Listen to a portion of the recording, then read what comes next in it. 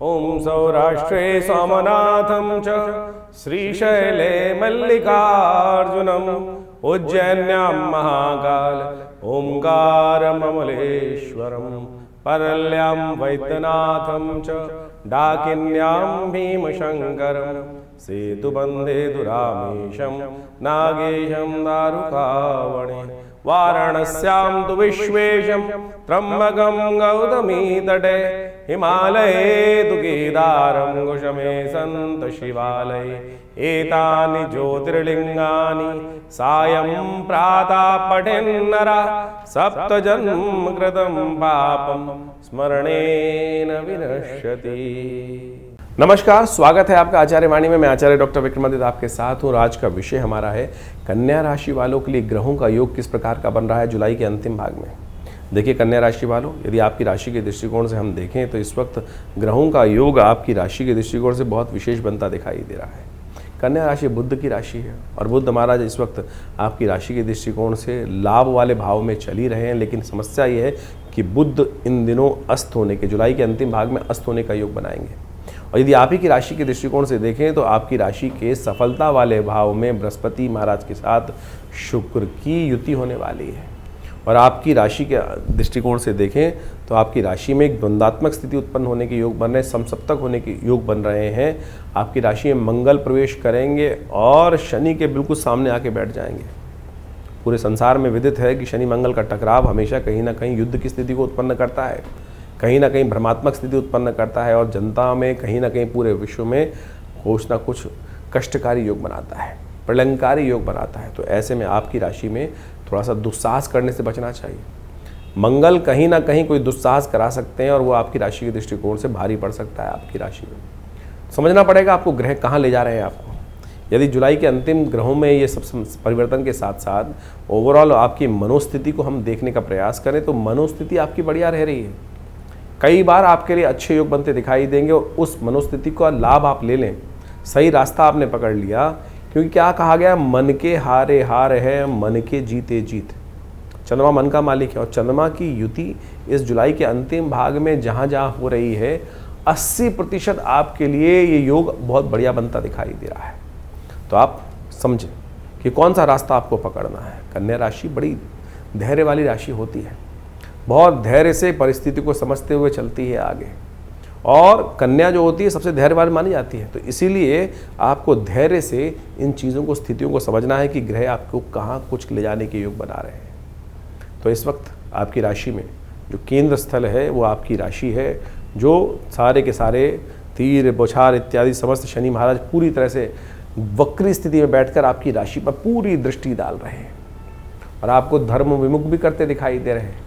ध्यान रखना, धर्म विमुख मत होना, गलत रास्ते पे मत जाना। तो बिल्कुल ठीक रास्ते से बचना चाहो तो कैसे होगा आपके लिए, वो सारी बातें हम आपको बताते हैं। 21 तारीख से आरंभ करते हैं। सबसे पहले जान लें 21 जुलाई को ग्रहों के योग क्या बन रहे हैं। सावन का कृष्ण पक्ष चल रहा है और उस दिन सोमवार है और साथ साथ एकादशी तिथि है। ये बड़ा सुंदर योग बन रहा है। सावन के सोमवार पर एकादशी और सोमवार सुंदर योग बन रहा है।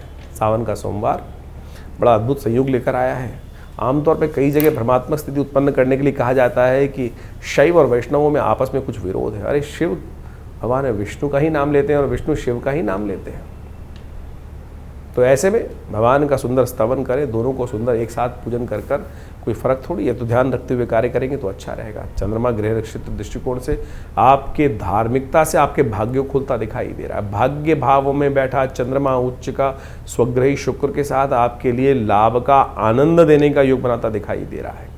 ऐसे में आनंद प्राप्त करने के निमित्त, सफलता प्राप्त करने के निमित्त और क्या करना चाहिए आपको, सबसे बढ़िया काम करना चाहिए, इस दिन व्रत रखें, क्योंकि एकादशी है। कृष्णा एकादशी का योग बन रहा है। भगवान कृष्ण का पूजन कर कर उनको तुलसी दल मंजरी युक्त अर्पित करने का प्रयास करें, भगवान का आशीर्वाद मिलेगा। कावड़ धारण करने का सुंदर मुहूर्त बन रहा है, 2 दिन बाद चल चढ़ने वाला है। तो कावड़ की व्यवस्था करते हुए भगवान के लिए जल की व्यवस्था करने का सुंदर मुहूर्त धारण का योग है। कावड़ धारण करने का तो करने की यदि व्यवस्था बना सके तो बहुत अच्छा रहेगा। इस दिन सावन का दूसरा सोमवार है। विवेकानंद योगाश्रम पे हमने बड़ा सुंदर रुद्राभिषेक का कार्यक्रम रखा है। आप भी उसमें सम्मिलित हो सकते हैं अपने नाम से रुद्राभिषेक कराने के लिए। भगवान का सुंदर षोडशोपचार पूजन होगा रुद्र अष्टाध्यायी के द्वारा। दूध से, दही से, घी से, विभिन्न प्रकार से, इच्छू रस से, भस्म इत्यादि सबसे भगवान का अभिषेक किया जाएगा। उसमें आप भी अपनी आहुति समर्पित करना चाहें तो सुंदर रूप से व्यवस्थाएं जान सकते हैं। वो नंबर्स आपके सामने स्क्रीन पर दिए गए हैं। 22 तारीख मंगलवार का अवसर, द्वादशी और त्रयोदशी तिथि का योग बन रहा है और ऐसे में गजकेसरी योग सुबह 8 बन के आपकी राशि में तैयार हो जाएगा, जो आपके कार्यों में सफलता देने के लिए योग बहुत बढ़िया तरह से बनाता दिखाई देगा। ऐसे में थोड़ा ध्यान रखना पड़ेगा, एंजाइटी को दूर करना है और सही मार्ग को पकड़ कर चलना है। मेहनत का मार्ग हमेशा सफल बढ़िया तरह होता है। मेहनत से भागेंगे तो नुकसान कराएंगे, मेहनत से मत भागेंगे, नहीं भागेंगे, जितना काम करेंगे उतनी सफलता प्राप्ति के योग बनते दिखाई देंगे। भौम प्रदोष है इस दिन। दिल्ली के पंचांग के अनुसार से तृतीया त्रयोदशी क्षय हो रही है, तो नए कार्य ना आरंभ करें, चलते हुए काम में पूरी ताकत लगा दीजिए। कोई आपके लाभ को हटा नहीं सकता, ऐसा योग बनता दिखाई दे रहा है। 23 तारीख बुधवार का अवसर, चतुर्दशी तिथि, सावन की महाशिवरात्रि का सुंदर योग बन रहा है। इस दिन भगवान शिव का सुंदर स्तवन करें, पूजन करें और जो जल इत्यादि, दूध इत्यादि आपने एकत्र किया हो वो अवश्य भगवान को अर्पित करने का प्रयास करें। लाभ के योग बढ़िया सुंदर है। सुबह सुबह शिव का नाम लेकर कार्य करें, बड़ा अच्छा रहेगा। देखिए, इन दिनों आपकी राशि के दृष्टिकोण से शनि महाराज आप पे जो ढैया चला रहे हैं, कल्याणी ढैया, वो कहीं ना कहीं कष्टकारी है, भयंकर कष्टकारी है। ऐसे में कोशिश करें तेल के द्वारा भगवान का अभिषेक करने का प्रयास करें। हमने विवेकानंद योगाश्रम में बड़ा विशाल शिवरात्रि कार्यक्रम रखा है, उसमें आप चाहें तो सम्मिलित हो सकते हैं। 24 तारीख बृहस्पतिवार का अवसर, अमावस्या तिथि है और इस दिन ग्रहों का परिवर्तन का योग बन रहा है और ये परिवर्तन आपकी राशि के दृष्टिकोण से जो योग बना रहे हैं वो विशेष हैं। बुध इस दिन अस्त होने जा रहे हैं और बुध आपकी राशि के दृष्टिकोण से जहाँ इस वक्त स्थित है वो कहीं ना कहीं बने बनाए काम पे कहीं ना कहीं कुछ नुकसान देने के योग बना सकते हैं, संतान को कष्ट देने के योग बना सकते हैं। तो इस समय थोड़ी बुद्ध की शक्ति को बढ़ाने की ज़रूरत है, तो कोशिश करें दही का दान करें, दूर्वा भगवान पर अर्पित करने का प्रयास करें। हरियाली तीज है इस दिन। ऐसे में ग्रह नक्षत्र आगे जाके बहुत विशेष परिवर्तन की तरफ जा रहे हैं। शनि मंगल का द्वंद्वात्मक स्थिति उत्पन्न होने जा रही है, बृहस्पति और शुक्र की स्थिति खराब होने जा रही है। तो ऐसे में एक उपाय करने का प्रयास करें। एक पीपल का पेड़ किसी देवस्थल पर रोपित करने का प्रयास करें। वो आपके कहीं ना कहीं दुष्कर्मों को, कहीं ना कहीं आपके जीवन के कष्टों को हर लेगा और कष्ट निवृत्ति का योग देगा। 25 तारीख शुक्रवार का अवसर, श्रावण मास का शुक्ल पक्ष इस दिन से आरंभ होगा और ग्रह नक्षत्रों के दृष्टिकोण से ग्रहों की स्थिति को देखते हुए आपकी राशि के दृष्टिकोण से जो योगा योग बन रहे हैं उसको ठीक करने का आपको प्रयास करना चाहिए। गौ सेवा करें और उससे जो जीवन में कहीं ना कहीं मति भ्रम उत्पन्न होने के योग बनते दिखाई दे रहे हैं, द्वंद्वात्मक स्थिति उत्पन्न बनती दिखाई दे रही है, उससे कहीं ना कहीं भ्रमित होने से आप बच सकते हैं। 26 तारीख शनिवार का अवसर है और इस दिन शुक्र महाराज राशि परिवर्तन कर कर बृहस्पति के साथ विराजमान होने जा रहे हैं। स्वास्थ्य का ध्यान रखना पड़ेगा आपको। अननेसेसरी की मेंटल एंजाइटी, कहीं ना कहीं विचारों में भ्रम उत्पन्न करने की योग बना सकते हैं। जो सीनियर सिटीजन्स हैं उनको हृदय का ध्यान रखना पड़ेगा।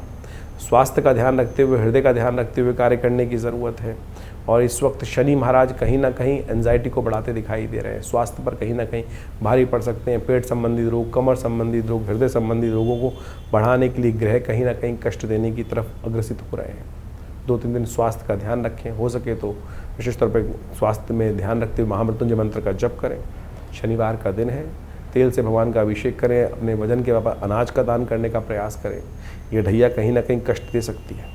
27 तारीख रविवार का अवसर, तृतीया तिथि विद्यमान है और ग्रह थोड़े से इन दिनों खर्चे अधिक करा रहे हैं और अननेसेसरी के मामलों में थोड़ा विचारों में कहीं ना कहीं परेशानी उत्पन्न करने के योग दे रहे हैं।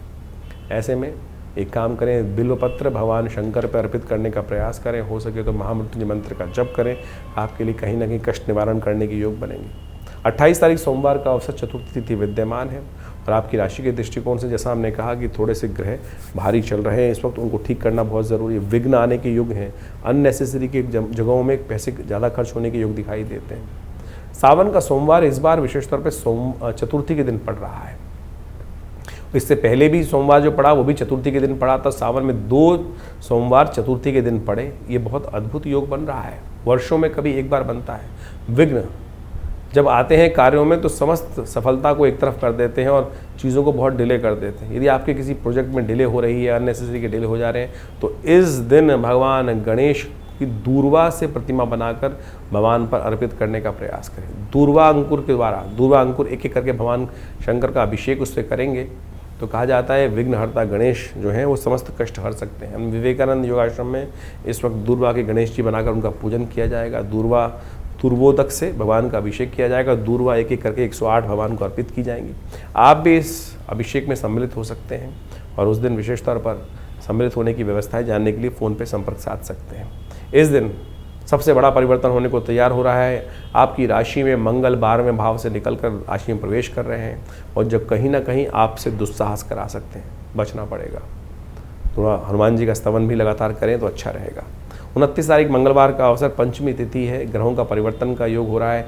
मंगल के पीछे पीछे चंद्रमा भी आपकी राशि में प्रवेश कर रहे हैं, तो ऐसे में हनुमान जी का सुंदर स्तवन करें, बहुत ज़रूरी है आपकी राशि के दृष्टिकोण से। नहीं तो ये कहीं ना कहीं आपकी राशि में, और ऐसे में ध्यान रखना है किसी भी आग में कूदने वाला काम ना करें, कोई आपको प्रवोक करे, क्योंकि मंगल की स्थिति शनि के साथ बैठकर द्वंद्वात्मक हो रही है, दोनों तरफ से खड़क चलने की दिखाई देती हैं। तो घर में शांति बना के रखना बहुत ज़रूरी रहेगा। अननेसेसरी कष्टों से बचने के लिए हो सके तो सबसे श्रेष्ठ रहेगा कि हनुमान चालीसा का पाठ करें, सुंदरकांड का पाठ करें। 30 तारीख बुधवार का अवसर, षष्ठी तिथि विद्यमान है। बुद्ध महाराज इस दिन शनि के नक्षत्र में प्रवेश करते दिखाई दे रहे हैं, पुष्य नक्षत्र में प्रवेश करेंगे। और ग्रहों का प्रभाव ऐसा देखें आपकी राशि के दृष्टिकोण से कहीं ना कहीं चीज़ें आपके लिए अच्छी हैं। बहुत सारी इंट्यूशंस आपको होती दिखाई देंगी और जो पूर्वाभास हो उसका थोड़ा लाभ लेते तभी रहेगा जब उस पर आप अमल करें, नहीं तो विचार आया निकल जाएगा। उस पर ध्यान रखते हुए कार्य करने की ज़रूरत है। आपको थोड़ा ध्यान रखें। भगवान कल्कि का पूजन किया जाता है इस दिन। कहा जाता है कि भविष्य पुराण के अनुसार से कि भगवान का अवतरण सावन मास के षष्ठी को ही होगा, तो इस दिन भगवान विष्णु का सुंदर पूजन करना, उनको तुलसी दल अर्पित करना बुधवार के दिन बड़ा श्रेष्ठ योग बनाएगा। 31 तारीख बृहस्पतिवार का अवसर और ग्रह नक्षत्रों के दृष्टिकोण से गजकेसरी योग बनकर तैयार हो रहा है आपकी राशि में। लेकिन एक समस्या है कि इस वक्त बृहस्पति महाराज राहु के नक्षत्र में चल रहे हैं और शुक्र भी कहीं ना कहीं राहु के नक्षत्र में इस दिन प्रवेश करते दिखाई दे रहे हैं, और ये सफलता में या आपके मनोमस्तिष्क में कहीं ना कहीं भ्रम की स्थिति उत्पन्न कर सकते हैं। शनि मंगल का टकराव, राहु और इसके नक्षत्र में बृहस्पति और शुक्र महाराज, और साथ साथ दोनों के दोनों एक साथ बैठकर कहीं ना कहीं आपकी सफलता में, आपके मन में द्वंद्व उत्पन्न करने के योग दे सकते हैं। और ऐसे में जो विशेष तौर पर सूर्य हैं वो समस्त राजदेवताओं, समस्त ग्रहों के राजा माने जाते हैं। उनकी सप्तमी तिथि है, तो उनके निमित्त एक काम करें कि उनको अर्घ उपस्थित करने का प्रयास करें। पाप नाशनी सप्तमी है इस दिन कहा जाता है कि गेहूं का दान करना, भगवान सूर्य को अर्घ देना, और साथ साथ ये गेहूं इत्यादि का दान करके, कलश भर करके गेहूं का दान करने से समस्त कष्टों की निवृत्ति हो जाती है। देखिए, सावन का महीना चल रहा है, इस समय आपने अभी अपने भविष्य को समझा। भविष्य में ग्रह तो खेल करते रहेंगे, अपने अपने अजीब अजीब खेल चलते रहेंगे, लेकिन एक बात ध्यान रखें, हम अपनी मनोकामनाओं को पूर्ण करने के लिए जिस भी रास्ते को अपनाएंगे वो कहीं ना कहीं मनोकामना पूर्ण होती है, लेकिन हमारी परीक्षा भी साथ साथ जीवन में चलती रहती है, और शास्त्र उसके प्रमाण है। शास्त्र के दृष्टिकोण से इस रहस्य को हमें समझना चाहिए। मार्कंडेय ऋषि के बारे में आपने सुना होगा। शास्त्र में अष्ट चिरंजीवी कहे गए, अश्वत्थामा, बलिर्व्यासो, हनुमानश्च विभीषण, कृपा परशुराम से मार्कंडे च अष्टमा। ये अष्ट चिरंजीवी हैं जिनके जीवन में अद्भुत चमत्कार का योग बना है, और इस सावन के महीने में इस रहस्य को हमें समझने की आवश्यकता है। हम कई बार अपने वीडियोस के माध्यम से आपके समक्ष भाव उपस्थित करते हैं कि हमको शरणागति भगवान की प्राप्त करने का उपाय करना चाहिए, और पौराणिक मत से ज्योतिष को जो समझ लेते हैं उनके बहुत सारे कष्ट निवृत्ति के योग बन जाते हैं। ये सावन का महीना बेहद खास है, और ऐसे में संसार में शास्त्रों में लिखा है कि हमारे समस्त जो जीवन जो है ग्रहों के अधीन है, ग्रहों के उठापटक परिवर्तन के अनुसार से हमारे जीवन में अच्छा बुरा समय हमको प्राप्त होता है। लेकिन उसके ऊपर भी एक 10वां ग्रह है, भनु भगवान का अनुग्रह करना। जो भगवान का अनुग्रह कर लेते हैं उनके समस्त 9 के 9 ग्रह शांत हो जाते हैं। एक बार एक ऋषि थे, एक ब्राह्मण थे, उन्होंने भगवान के समक्ष पूजा करी, प्रार्थना करी, काशी में रहते थे, भगवान की नित्य प्रति पूजा करते थे। घर में कोई संतान नहीं थी, तो भगवान को प्रसन्न किया। भगवान शिव जो है, जैसा महीना चल रहा है तो कहा जाता है कि सावन के महीने में भगवान पे एक लोटा भी अर्पित कर दोगे तो भगवान तथास्तु का वरदान ही देते हैं। भगवान प्रसन्न हुए, कहा जाता है बहुत वर्षों की साधना से, और भगवान ने उन ब्राह्मण को, विप्र को कहा कि बोलो क्या चाहते हो। उन्होंने भगवान के सामने प्रार्थना रखी कि हमारे घर में संतान नहीं, संतान आप आशीर्वाद दें तो संतान। तो भगवान ने बड़ा विचित्र प्रश्न किया, बोले संतान चाहिए, पुत्र चाहिए, कुपुत्र चाहिए। कुपुत्र चाहिएगा तो लंबा जीने वाला मिलेगा, सुपुत्र चाहिए तो केवल 5 वर्ष की आयु वाला मिलेगा। कहा जाता है कि संतान की आकांक्षा में उस साधु ने, संत ने, ब्राह्मण ने कहा कि भगवान सुपुत्र ही दो, कुपुत्र होगा तो जीवन भर कष्ट देगा, कम से कम 5 साल तो सुख प्राप्त करने का योग बनेगा, संतान की सेवा करने का अवसर मिलेगा। भगवान ने तथास्तु कहा। देवयोग से संतान प्राप्ति हुई। मार्कंडेय ऋषि उस घर में उत्पन्न हुए और जैसे जैसे जीवन समय आगे चलता रहा, उस साधु को, उस ब्राह्मण को ये तो पता ही था कि बच्चे की आयु केवल 5 साल है। 4 साल बड़े सुंदर निकल गए, 1 वर्ष रह गया। मन में ऐसे भाव थे कि अब बचा कहाँ है, समय सुख का बस अंतिम समय है, बालक का जीवन केवल 1 वर्ष शेष रह गया है। तो कहा जाता है कि उन्होंने कई जगह जन्मपत्री दिखाई, तो उन्होंने कहा कि किसी संत का आशीर्वाद मिल जाए तो इसके समस्त जो है कष्ट निवृत्त हो सकते हैं। संत का आशीर्वाद इतना चमत्कारी होता है, इसलिए हम कई बार आपको कहते हैं कि जहाँ भी संत हैं उनको दर्शन करके लाभ लेने का प्रयास करें। तो मार्कंडेय ऋषि के जीवन में घटना घटी कि उनके पिता को कहा किसी ज्योतिषी ने कि भाई संत का आशीर्वाद चाहिए, संतों का आशीर्वाद। बोले संत कहाँ ढूंढने मिलेंगे, संत कहाँ ढूंढूं? बोले तुम तो ये छोड़ो कौन है कि संत, नहीं, सबका ही आशीर्वाद लेने का प्रयास करो, हो सकता है भाग्य से कोई ना कोई मिल जाए। बोले क्या करूं? बोले एक काम करो, कुटिया बनाओ गंगा के तट पर, संत महात्मा दर्शन करने आते हैं, स्नान करने आते हैं, जो भी दिखाई दें आप सब उनके ही चरणों में नमन करो, सब आशीर्वाद देंगे। यही किया उन्होंने। 1 वर्ष था, धीरे धीरे समय भागता चला गया। देवयोग से 3 दिन शेष रह गए थे उस 1 वर्ष पूरा होने में। मार्कंडेय ऋषि का जो शरीर था पूरा होने में 3 दिन बाकी थे।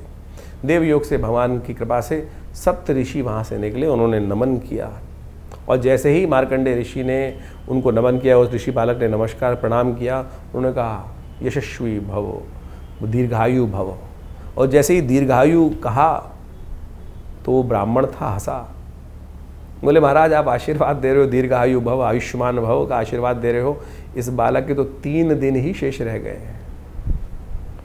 उनको बड़ा विचित्र लगा सप्तऋषियों को कि अरे हमारा आशीर्वाद तो निष्फल चला जाएगा।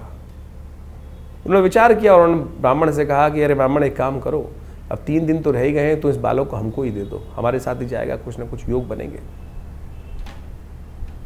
ब्राह्मण ने सोचा 3 दिन रह गए हैं, अब हो सके तो जो भी कृपा होनी हो, वो सप्तऋषि उनको साथ ले गए। सप्तऋषि सीधे पहुँचे, कहा जाता है कि भगवान ब्रह्मा के पास, और उस बालक को कहा कि हमारे पीछे रहना। और जैसे ही सप्तऋषियों ने भगवान ब्रह्मा को प्रणाम किया तो ब्रह्मा जी ने उन सबको आशीर्वाद दिया आयुष्मान भव। और जैसे ही आशीर्वाद दिया आयुष्मान भव तो भगवान ने कहा, समस्त सप्तऋषियों ने कहा कि हमारी बला तो टली, अब आपके हमारे वाक्य से अब आपका वाक्य जुड़ गया और अब आपकी बला, इस संसार को रचा आपने ही ब्रह्मा जी। तो जैसे ही वो हंसे सप्तऋषि, तो ब्रह्मा जी ने पूछा हंसने का कारण? बोले इस बालक की आयु के 2 ही दिन शेष रह गए हैं, अब तो कल इसकी मृत्यु होनी, और आपने तो आयुष्मान भव का आशीर्वाद दे दिया। अब आप हमने पहले दिया था, पूरी वृत्तांत सुनाया, पहले हम फंस रहे थे, आपको भी फंसना है। आप अपनी वाक्य को कैसे रखेंगे, मर्यादा कैसे रखेंगे अपने आशीर्वाद की, वो आपके ऊपर है। ब्रह्मा जी ने विचार किया, बोले अब तो एक ही रास्ता है कि जो संसार में जो सबसे पराशक्ति है वही इस कष्ट से निवृत्ति का मार्ग दे सकती है। कहा जाता है कि भावी मेट सकें त्रिपुरारी, सब लोग वहाँ पर चलकर भगवान शंकर के द्वार पहुँचते हैं। भगवान शंकर के जब द्वार पहुँचते हैं तो वही प्रणाम, सबने प्रणाम किया और भगवान शंकर ने आयुष्मान प्रदान किया, यशस्वी भव, आयुष्मान भव। भगवान के समस्त जो भी जाएगा आशीर्वाद देगा। आपके समक्ष भी कोई आता है तो आप यही आशीर्वाद देते हैं ना, ये थोड़ी देखते हैं कि कौन कैसा पात्र है। जब झुका तो आशीर्वाद स्वयं निकलेगा, और जैसे ही वो बालक त्या समस्त झुके तो वो आशीर्वाद निकल गया। तो सबने भगवान के समक्ष कहा भगवान आप ही कर सकते हैं, आप ही का आशीर्वाद है, यही कर सकते हैं। भगवान ने देखा क्या हुआ, तो उस बालक को देखते ही भगवान को याद आया तो ये हमारा ही आशीर्वाद से दिया हुआ पुत्र है, और अब आशीर्वाद दे दिया। तो भगवान ने उनको सप्तऋषियों का तुम जाओ, इस बालक को यहीं छोड़ जाओ। और जब ये इस बालक को वहीं छोड़ दिया, शाम के समय का समय था, यमराज आए और यमराज ने उस दिन अपना जैसे ही फंदा उस मार्कंडेय ऋषि के गले में डाला, ओम नमः शिवाय का जप करते वो शिव से चिपट गए। भगवान ने त्रिशूल लेकर जैसे ही यमराज की तरफ आक्रमण किया, अरे मेरा नाम ले रहा है भक्त, इस पर तुम अपना फंदा डाल रहे हो। तो यमराज ने कहा भगवान आप ही का दास हूँ, आप ही के संसार के क्रम को चलाने का कार्य करता हूँ, आपने जो दायित्व दिया है तो भगवान ने बड़ा विचित्र उनको जवाब दिया कि आशीर्वाद मेरा है, मैंने ही आयु दी थी, तो इसको मेरे अनुसार ही तुमको समझना पड़ेगा।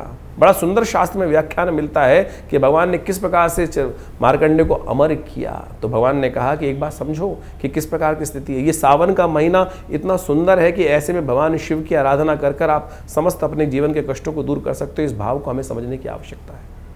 तो कहा जाता है भगवान ने यमराज से कहा कि एक बार बताओ कितने वर्ष की आयु दी थी।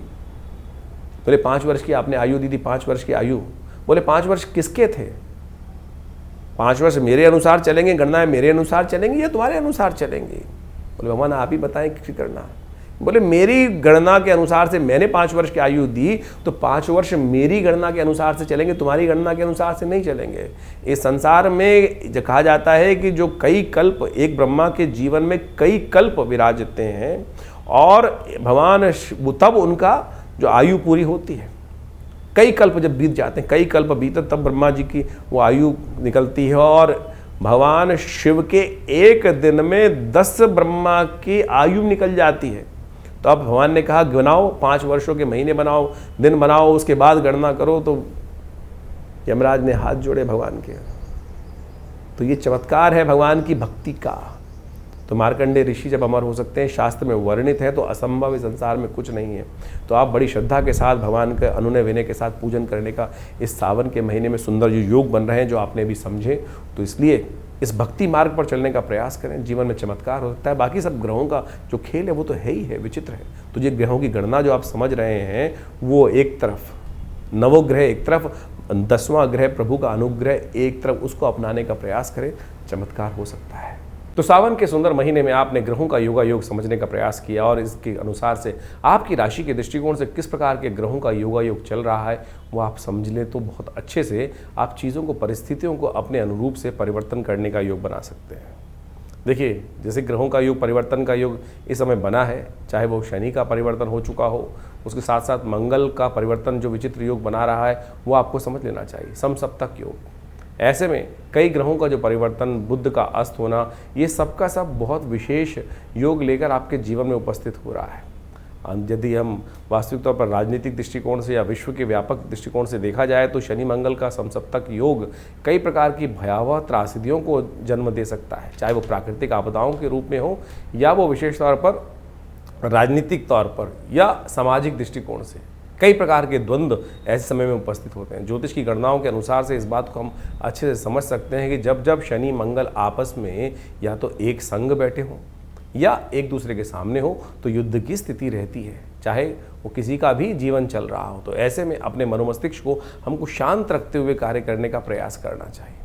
जिस प्रकार से ग्रह योग आने वाले 3-4 महीने तक के लिए इस प्रकार की स्थिति बना रहे हैं, अभी समसप्तक योग बन रहा है, फिर आगे जाके षडाष्टक योग पुनः बन जाएगा शनि का और विशेष तौर पर मंगल के साथ। और ऐसे में 2 ग्रह विशेष तौर पर और भी समझने की आवश्यकता है।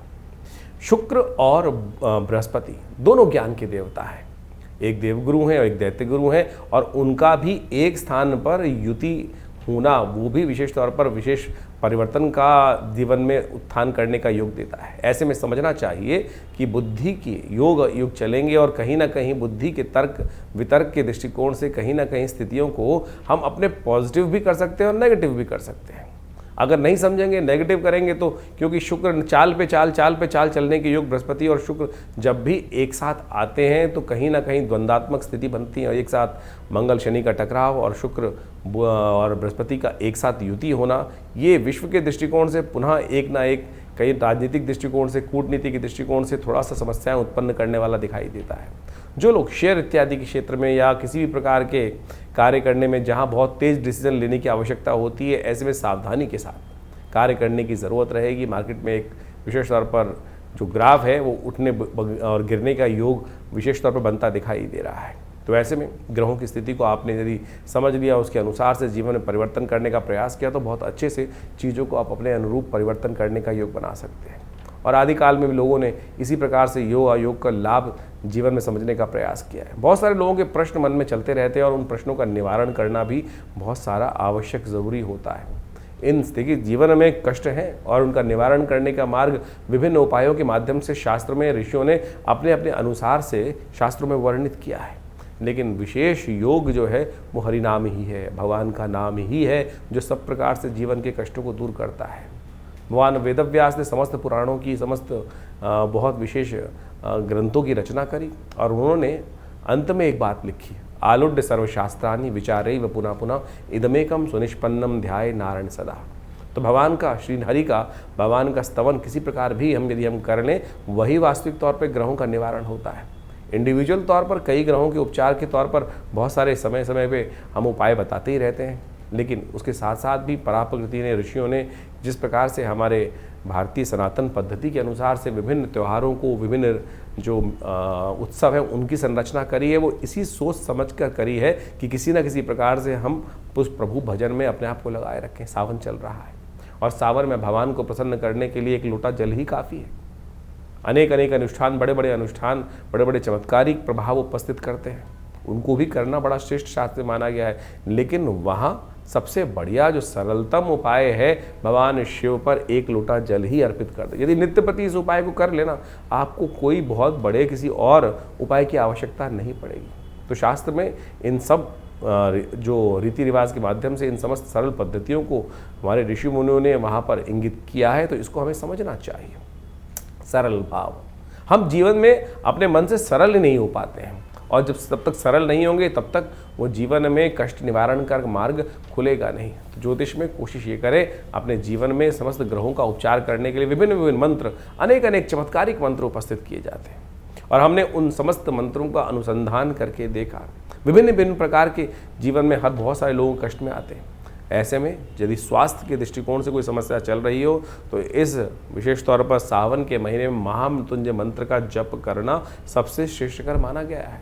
तो ऐसे में कैसी भी बड़ी विपदा हो, उससे निवृत्ति का मार्ग प्राप्त करने के लिए, उस कष्ट को अपने जीवन से दूर करने के लिए महामृत्युंजय मंत्र का यथाउचित भाव से श्रद्धा के साथ अवश्य जप करें, और उसी मंत्र का जप करते हुए भगवान का अभिषेक भी करने का प्रयास करें। चाहे वो दूध से कर सकें, चाहे वो जल से कर सकें, जैसी आपकी सामर्थ्य, जैसी आपकी इच्छा हो। भगवान भाव के भूखे हैं, और भगवान के भाव जो दिए भाव का ही सामग्री बनाकर भगवान के श्री चरणों में अर्पित कर दें, तो देखिए समस्त कष्ट निवारण करने की देर नहीं लगी। शास्त्र कहता है, एक घड़ी आधी घड़ी आधी से पुनियाद, तुलसी संगत साध की हरे कोट अपराध। तो इसलिए वो एक क्षण कब आ जाए। समस्या ये ना कि 108 बार 1.25 लाख मंत्र जप करने का शास्त्र में वर्णन मिलता है, वो इसीलिए मिलता है कि लगातार रिदम के साथ चलते हुए यदि एक क्षण के लिए भी, एक मंत्र के लिए भी हमारा मन एकाग्र हो पाया, तो वो जो ट्रैवल पूरा लंबा मार्ग है वो बहुत आसानी से पूरा हो जाएगा। तो इसलिए सरलता से इसी भाव को हम अपने जीवन में रखने का प्रयास करें, तो ये विभिन्न ग्रहों का जो उपचार इत्यादि है वो सब हमारे जीवन प्राप्त हो जाएगा। बहुत सारे लोगों के अलग अलग प्रश्न होते हैं, जैसे हमने कहा, उन सब के निवारण के लिए हमने ये प्लेटफॉर्म आपके समक्ष रखा ही हुआ है। आप अपने प्रश्नों को व्हाट्सएप के माध्यम से हमारे यहाँ भेज सकते हैं। इसके अलावा हर रविवार को विभिन्न जो बड़े कार्यक्रमों में हम सब आपके साथ समय रहते हैं, तो उसमें आप आ भी सकते हैं। हर रविवार को विशेष तौर पर बड़ा कार्यक्रम रहता है, यज्ञ में आप सब सम्मिलित हो सकते हो। इस श्रावण के महीने में तो विशेष व्यवस्था हमने रखी हुई है कि हर रोज़ नित्यपति भगवान का रुद्राभिषेक, भगवान शंकर का रुद्राभिषेक चलता है आश्रम पे, और सोमवार के सोमवार जितने सोमवार पड़ रहे हैं उसमें विशेष बड़े तौर पर, सामूहिक तौर पर भगवान के रुद्राभिषेक करने की व्यवस्था की गई है। आप भगवान के सानिध्य में एक बार रुद्राभिषेक का सुंदर आनंद शास्त्र विधि के अनुसार से कर देखिएगा, समस्त कष्टों को निवारण करने का सुंदर मार्ग अवश्य प्राप्त होगा। इसकी सुंदर व्यवस्था आश्रम की तरफ से है, तो आप स्वयं आकर किसी भी जो व्यवस्था को जानते हुए फ़ोन नंबर से संपर्क साध कर आप उस कार्यक्रम में जुड़ सकते हैं। और हमने ऐसा विश्वास रखा है कि भगवान की, और अनेक प्रकार से देखे भी हैं, कैसे भी कष्ट हों भगवान की कृपा से वो दूर हो जाते हैं और उससे आपको लाभ ही प्राप्त होगा। धन्यवाद।